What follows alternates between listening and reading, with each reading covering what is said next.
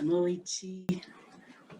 Vamos dar prosseguimento ao capítulo que estamos estudando sobre a consciência, dentro dessa sequência de Leon Denis, né?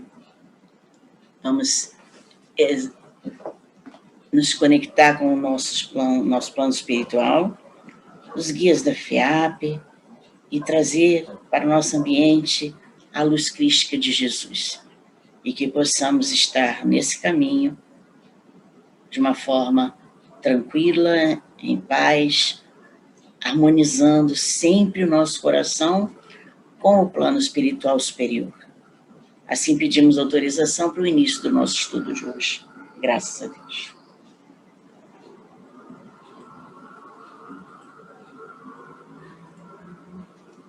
Temos aqui novamente o nosso irmão Leon Denis, trazendo para nós sempre aquela forma tão característica dele de falar.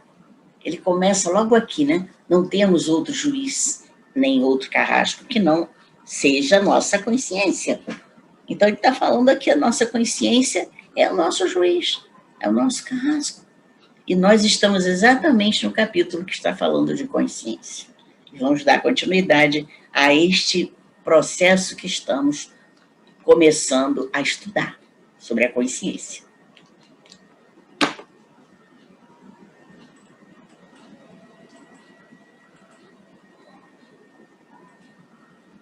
Vamos então dar continuidade à terceira parte, as potências na alma, com o capítulo 21, a consciência, o sentido íntimo. Nós estamos no terceiro momento. Recapitulando, sempre é bom fazer o fio da meada com o que falamos anteriormente. Nós estávamos falando do pensamento de William James. E aí, continuando esse pensamento do William James, ele trouxe para nós que quando os espíritos chegam a um desenvolvimento pleno, esses estados, aqueles estados místicos que ele fala, que o indivíduo entra em contato com o mundo superior, vai se impor realmente àqueles que têm uma absoluta autoridade, e esses estados se opõem à autoridade da consciência.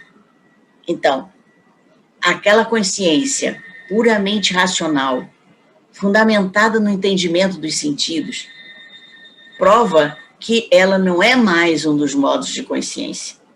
Agora nós temos uma outra consciência, uma consciência que tem mais autoridade sobre o lado racional. William James pensa igualmente que os estados místicos podem ser considerados janelas que dão para um mundo mais extenso e mais completo. E a gente começa a ver realmente a vida num campo muito maior. Vamos então continuar dizendo o que o Espiritismo vem comprovando. O Espiritismo, ele vem demonstrando, até certo ponto, a exatidão dessas apreciações de William James. A mediunidade, em formas tão variadas, também é resultante de uma exaltação psíquica, que é aquele processo de elevação da mente espiritual, que vai permitir que os sentidos da alma entrem em ação e vão substituir por aquele momento os sentidos físicos, e vão perceber também o que é imperceptível para os homens. Então o espírito vai começar a perceber, mesmo ele estando dentro da carne, o que ele não pode ver com os sentidos físicos. Isso se caracteriza e se desenvolve segundo as aptidões que tem no sentido íntimo da alma, para ir predominando de uma forma ou de outra, que nós vamos ver como a mediunidade pode também transitar por várias formas de expressão, a manifestar-se por alguma via da sensação. Não tem uma via certa para todos. Cada um vai expressar por uma via de sensação. Esse processo de perceber o que é imperceptível para o homem. O espírito deseja fazer uma comunicação. Aí, ele primeiro reconhece, à primeira vista, o sentido orgânico no médium, que vai servir de intermediário. Então, ele observa o médium e vai sentir qual é o canal, se é pela escrita, se é pela visão, se é pela audição, se é mecânico, se é intuitivo. Ele começa a reconhecer. Isso, é claro, nos espíritos superiores, eles não precisam de guia. Mas os espíritos que não estão acostumados a fazer essa inter-relação, eles têm um guia ao lado, um instrutor, que vai fazer esse papel desse reconhecimento e ajudar o espírito a canalizar o pensamento dele. Isso vai atuar justamente no ponto em que é mais sensível do médium que está ali recebendo a comunicação. Algumas vezes é a palavra, também pode ser escrita, a ação mecânica da mão. Outras é o cérebro, quando se trata de mediunidade intuitiva. As incorporações temporárias, o espírito toma uma posse plena, inteira, dos sentidos espirituais do médium, e aí vai tomar conta dos sentidos físicos. Então, os sentidos espirituais, aqueles sentidos do espírito que está possuindo o médium, ele vai tomar conta, ele vai tomar posse dos sentidos físicos. Só que essa palavra possessão foi muito divulgada na época, mas achavam que o corpo do espírito estava transformado no corpo do médium, e não é isso. O médium continua ali, o espírito continua ali consciente. Só que o espírito que está se comunicando, o espírito que está ali trazendo a informação ou o movimento que ele quer que o médium faça, ele toma posse dos sentidos físicos. Então, é por isso que você, muitas vezes, não tem comando naquilo que o espírito está fazendo. E aí, a incorporação, que na verdade não é uma transformação do corpo do médium pelo corpo do espírito, é justamente inconsciente. O espírito está ali, a alma está ali, consciente, mas ela está por trás dos panos. Ela não tem ação. Então, a gente diz que seria inconsciente. Outras vezes, ela tem consciência, sim, e aí ela vai comandar. Aí não há essa adaptação de possuir os sentidos físicos do médium. Então, a faculdade mais comum é a clarividência. O que é clarividência? Percepção, estando de olhos fechados, do que passa ao longe, no tempo, no espaço, no passado, no futuro. É a percepção do espírito do clarividente nos meios fluídicos, onde estão registrados os fatos consumados ou futuros.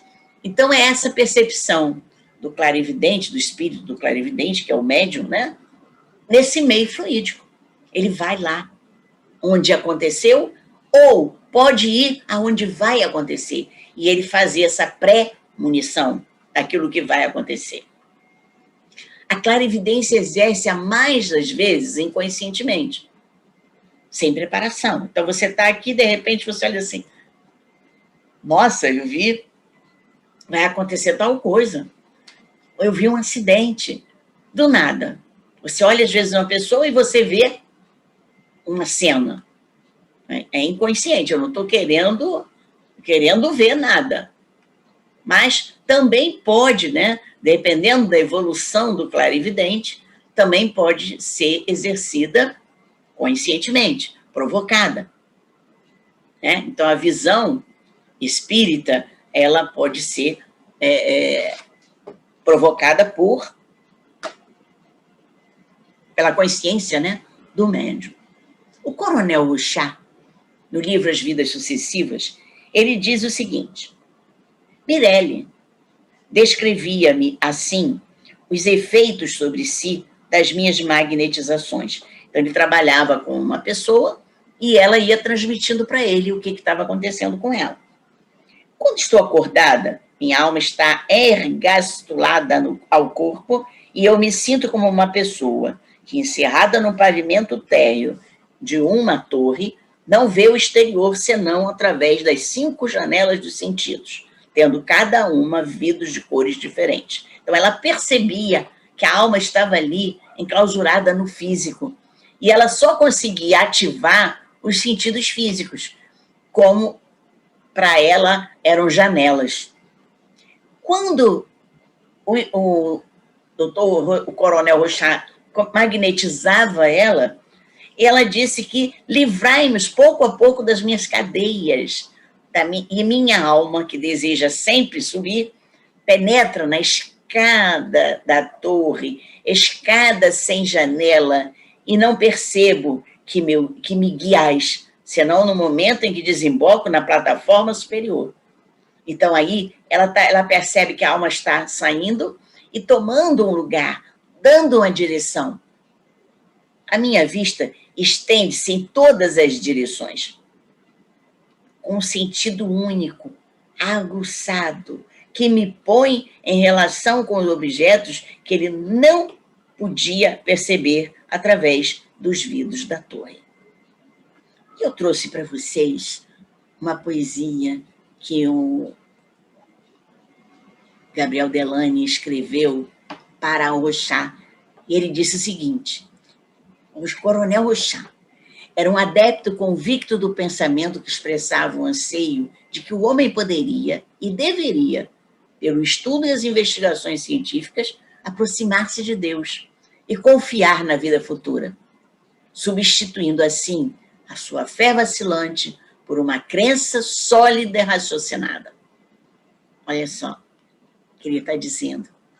Rochat era assim, ele tinha certeza de que se o espírito tem a crença sólida, a fé raciocinada, ele consegue ir mais além, ele consegue ir fazendo a investigação no mundo, as investigações que ele quiser. Então, Gabriel Delany se dirigia a Rochat assim. Pode-se também adquirir a clariaudiência, que é ouvir as vozes interiores. É um modo de comunicação com os espíritos também. Uma outra manifestação é a leitura dos acontecimentos registrados, fotografados, de algum modo de ambiência de um objeto antigo. Nós chamamos, por exemplo, um pedaço de arma, uma medalha, um fragmento do sarcófago, uma pedra de ruínas, evocarão a alma do vidente, uma série completa de imagens referentes aos tempos e lugares a que pertenceram aquele objeto.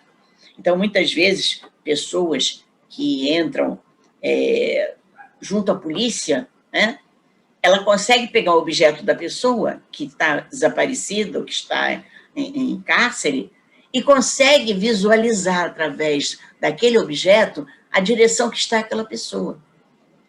Ou então, muitas vezes, a gente está usando um objeto antigo e o vidente, ele consegue ver as energias daquele objeto e dizer, olha, esse objeto que está fazendo mal a você, ele está preparado para esse movimento negativo na sua vida.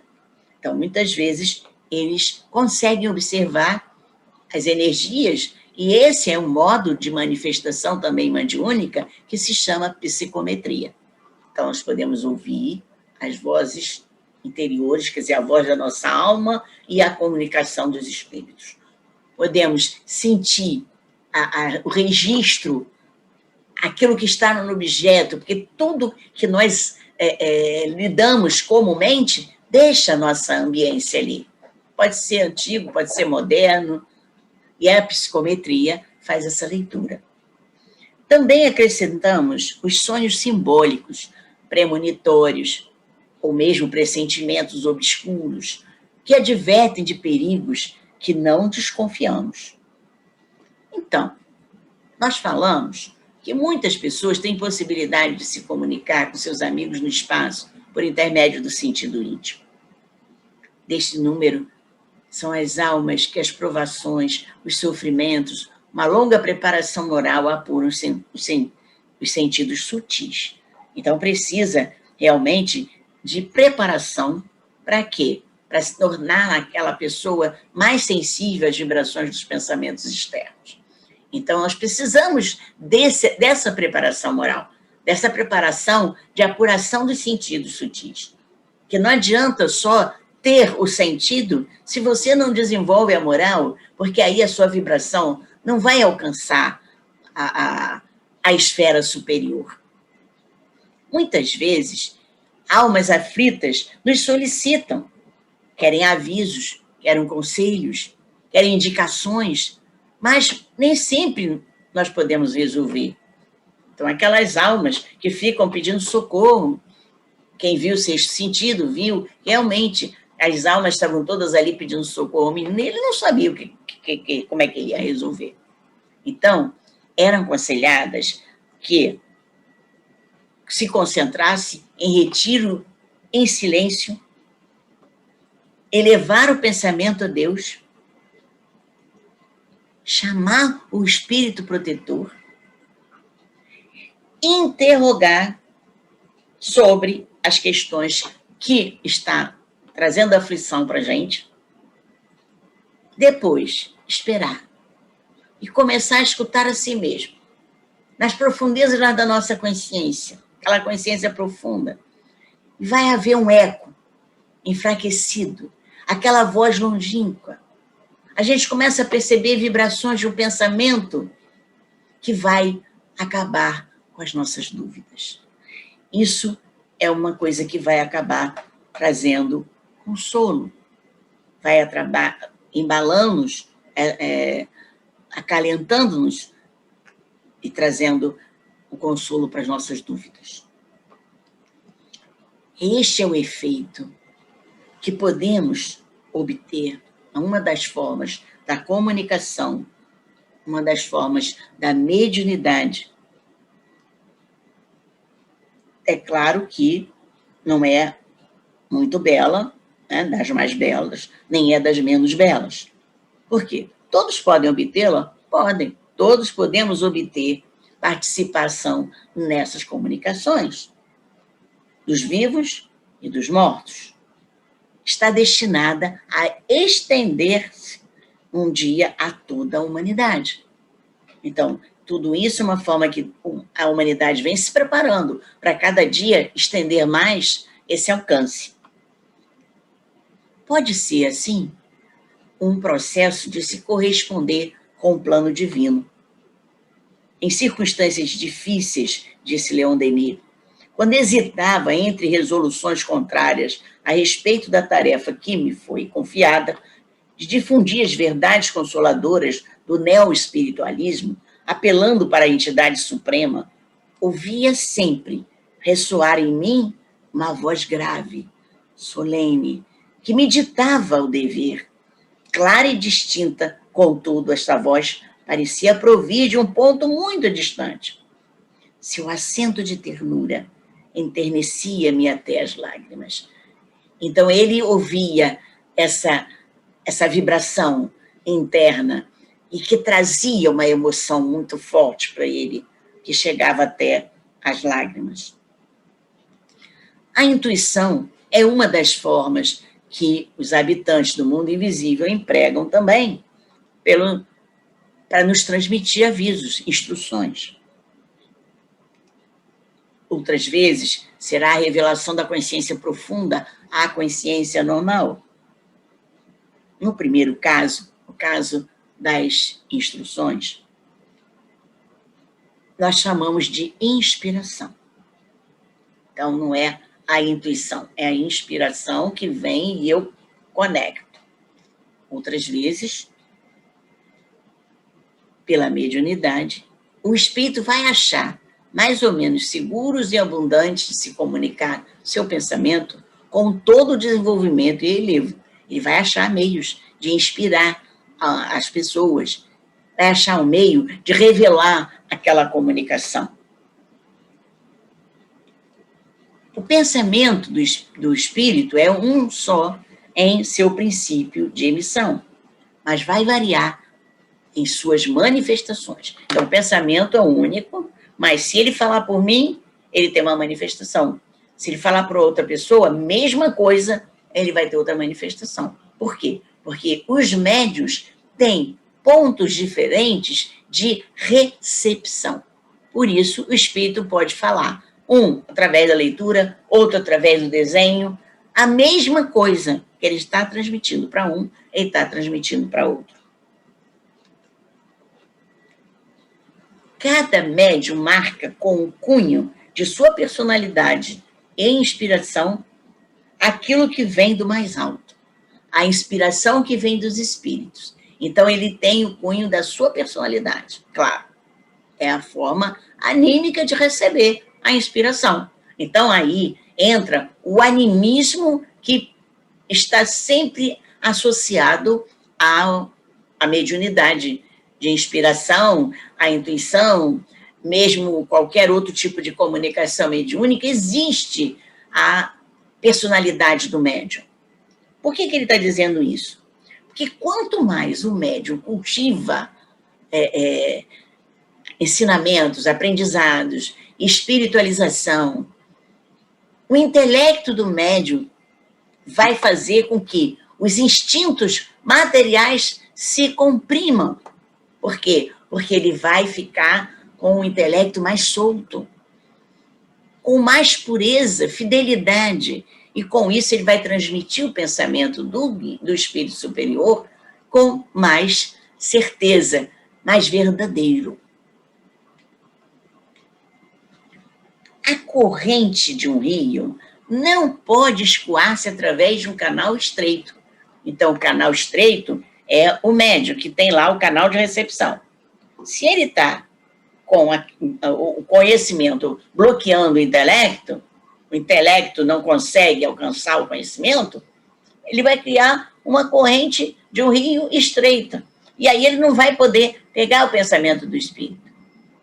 Porque não consegue, aquele pensamento não consegue escoar através daquele canal que é o único canal que o médium tem de recepção.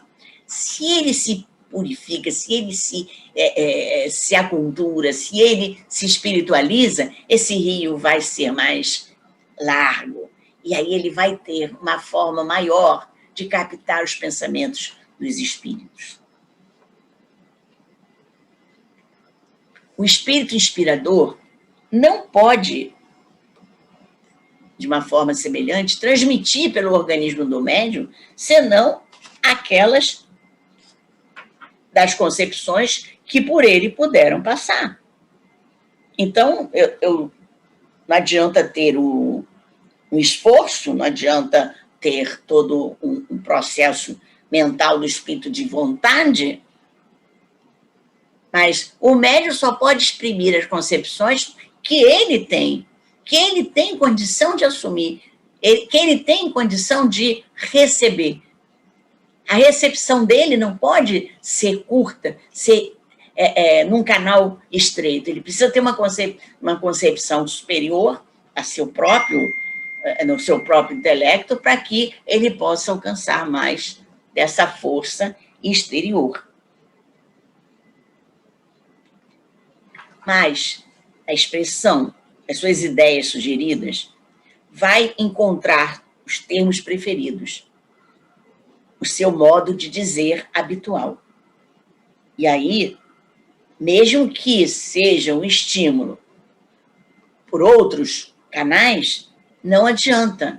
Vai ter mais amplitude, elevação de linguagem, quando o médium tem esta expressão maior. Quando o médium tem uma forma mais ampla de conhecimento. Então, ele vai, sim, mesmo que o espírito esteja estimulando, em momentos, a amplitude maior, a elevação de linguagem, o médium só vai expressar aquilo que ele tem de habitual. Por isso, muitas vezes, a gente vê os espíritos escolherem os médios que possam ter a expressão daquilo que ele quer mostrar, que ele quer ampliar, que ele quer trazer de conhecimento. E outros vão receber aquilo que tem capacidade de receber. Vemos assim quantos obstáculos o organismo humano opõe à transmissão fiel, à transmissão completa das concepções da alma. Como é necessário uma longa preparação, uma educação prolongada, para que o médium se torne flexível, adaptável às necessidades da inteligência que o move, do espírito transmissor. Então, o médium tem que ter essa preparação, essa educação para alcançar isso. Isso não se aplica só ao espírito desencarnado. Quer se manifestar por meio de um intermediário mortal, mas também a própria alma encarnada, que também precisa ter esse processo de ir plenamente à luz. Como afirmam os homens de gênio, e particularmente compositores, poetas, escritores, psicógrafos, né? Eles falam que não conseguem ir à luz, não conseguem ir mais além. Por quê? Porque são eles não estão preparados. Então, ele precisa realmente ter um preparo, não só intelectual, como também moral. A princípio, a inspiração é consciente, mas, desde que a ação do espírito se acentua, o médium acha-se sob influência de uma força que o faz agir independentemente da sua vontade. Não que seja o mecânico em si, mas é que ele já traduz o do espírito de uma forma tão leve, tão espontânea, que ele, apesar de estar acompanhando, porque é uma consciência também, ele não dá nenhum tipo de interpretação, o que torna mais fiel a inspiração. Aí, quando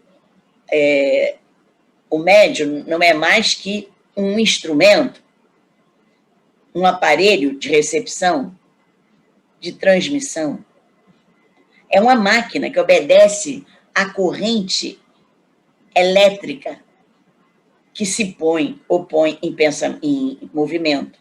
Assim também obedece o médium à corrente de pensamentos que vai invadir. Invade como um peso.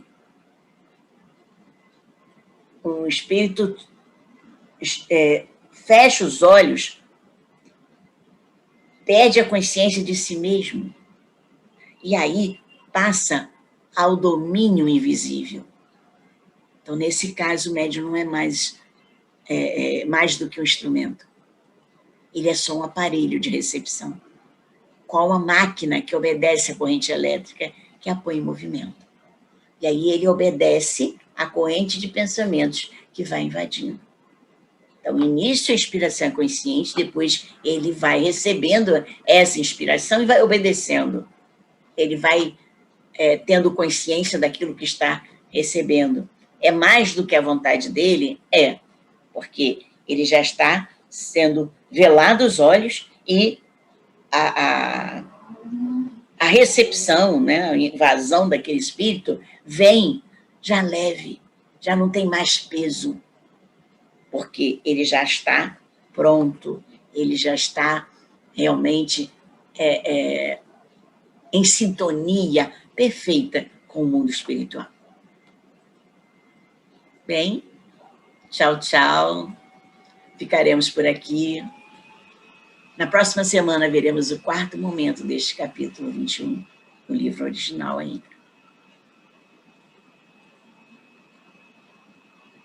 Então, ver como é que a mediunidade é complicada. As pessoas não veem assim, que acham que quando tem mediunidade vai sentar lá, já vai escutar, já vai ver, já vai escrever de uma forma natural. Não. Precisa ter preparo, sim. Você tem a sensibilidade inata, mas não está preparado, não está educado.